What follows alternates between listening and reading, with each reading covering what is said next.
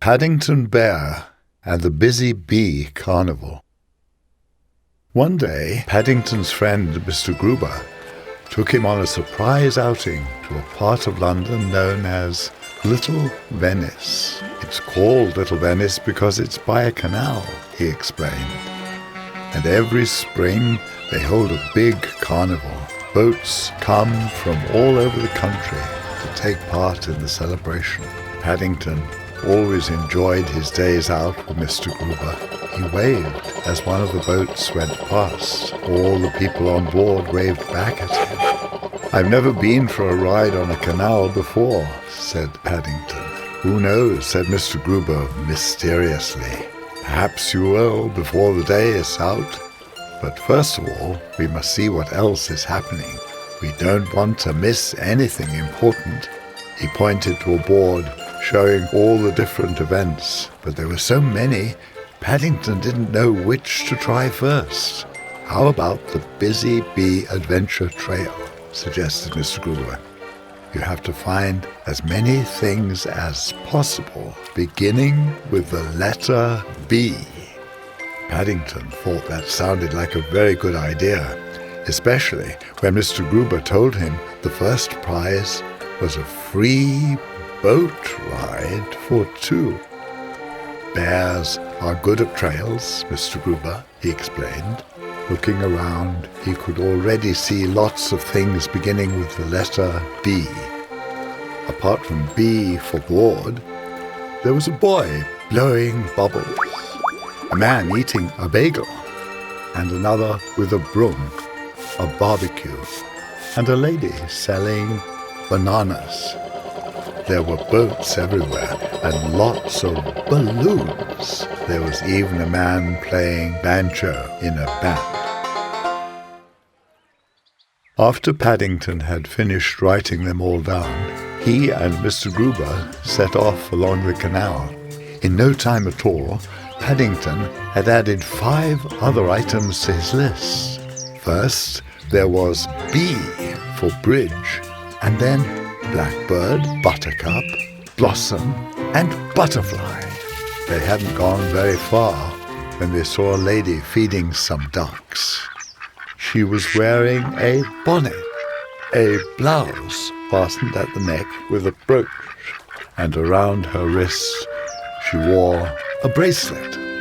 When she saw Paddington, she smiled and said, "Would you like some?" "Thank you very much," said Paddington. He wrote down bag and bread. He then raised his hand politely and said, "Busy Bee Adventure Trails makes you hungry." "This is the sort of day out I like, Mr. Gruber," Paddington announced, as he took a jar of marmalade from his suitcase and began making a sandwich. "Ahem, Mr. Brown."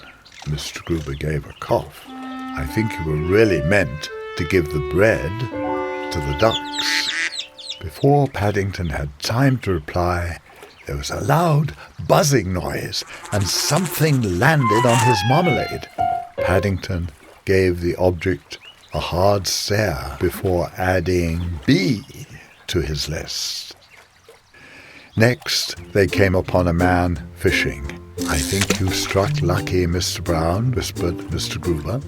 He waited patiently while Paddington wrote down box, followed by beret, beard, belt, buckle, boots, bucket, and basket. "Would you like to have a try?"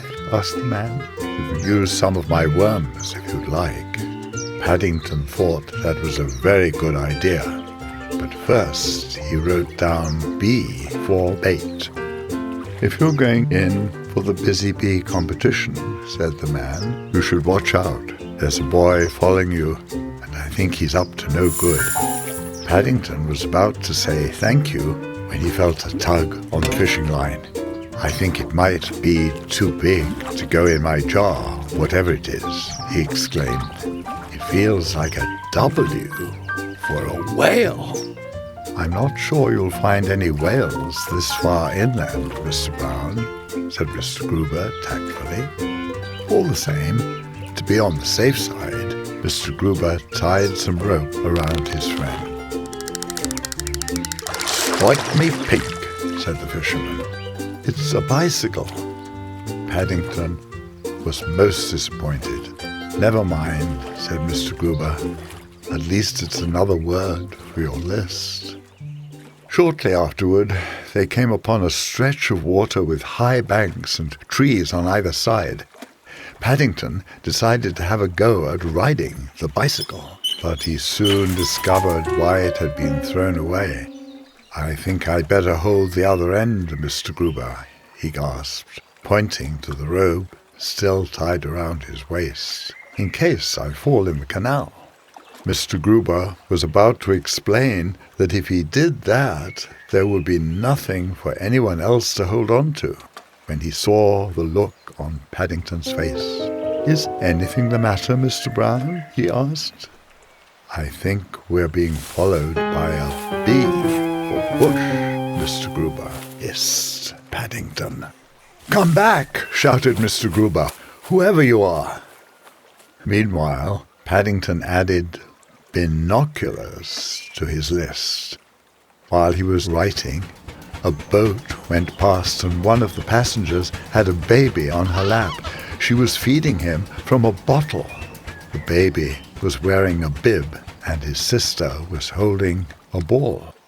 Mr. Gruber sat down by the water while Paddington added up his list.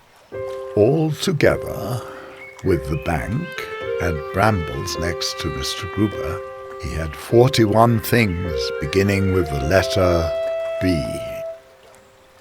"I think it's time we got back, Mr. Brown," he said. "We don't want to be late for the judging." "Good luck," called the fisherman as they went past. "We shall be cheering you on," said the lady, feeding the ducks. "Has anyone collected more than 40 bees?" called the judge. "I have," cried Paddington, waving his piece of paper excitedly. "I've got 41. "So have I," came a voice from nearby. Mr. Gruber looked over the boy's shoulder. "This list is exactly the same as young Mr. Brown's," he said sternly. "You must have been copying it, word for word." "Oh dear," said the judge. "We can't have that. I'm afraid I shall have to stop the contest." "It's all right, Mr. Gruber," called Paddington. "We've won. I've thought of another bee. That gives me 42. "Fancy nearly forgetting the most important item of all," said Mr. Gruber, as they set off on their boat trip. "What made you think of it?" "I saw my reflection in the water," explained Paddington. Mr. Gruber nodded. "It's often the hardest of all to see things that are right under your nose," he said.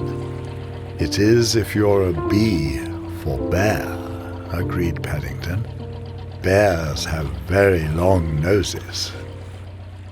It was dark by the time Paddington and Mr. Gruber arrived back, and the fireworks had already started.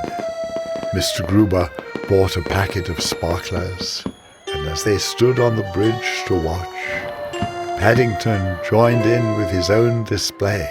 With his sparkler, he waved, "Thank you, Mr. Gruber, for a lovely day out." In the excitement, the only person who noticed was Mr. Gruber himself, but that was really all that mattered. "If you asked me, Mr. Brown," said Mr. Gruber as they made their way home, "the nicest bee of all is yet to come." "I think I know what that is," said Paddington sleepily. "It's B for bear."